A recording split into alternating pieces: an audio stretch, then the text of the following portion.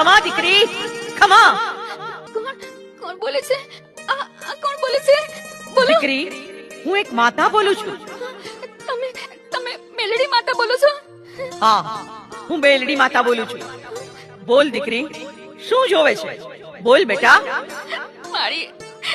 મારો ભાઈ એમ કહે છે કે આપણા બાપુ રિસાઈ ગયા છે, હવે કોઈથી પાછા નહીં આવે. મારી તમે મારા બાપુને મનાવીને પાછા ઘરે મોકલો ને. મારા બાપુને પાછા ઘરે લઈ જવા છે. તમને ખબર નહીં હોય પણ મારો ગરીબ બાપ જંગલમાંથી લાકડા કાપીને લાવતો, મહેનત મજૂરી કરીને અમને ખવડાવતો. મારા બાપનું દિલ બહુ મોટું હતું માં.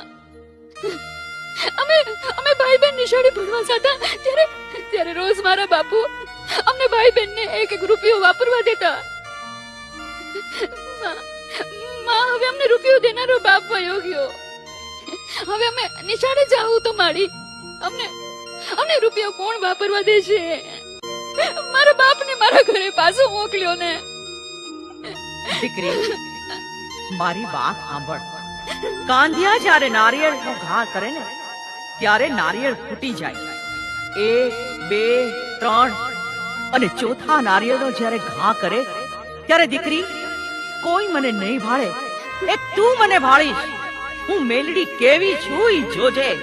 ઈ ચોથા નારિયેળનો ઘા થાય અને પથ્થર ઉપર નારિયેળ ફૂટે એટલે પથ્થરમાંથી હું નાની એવી નનામી બાળકી રૂપે પ્રગટ થઈશ.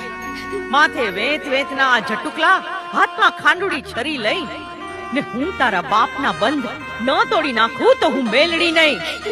ખમ્મા મેલડી માં, ખમ્મા.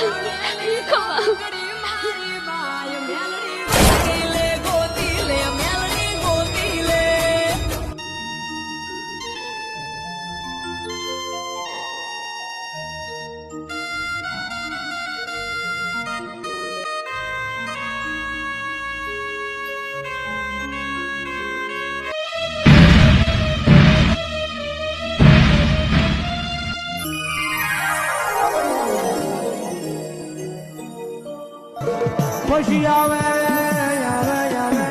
મારી મેલડી.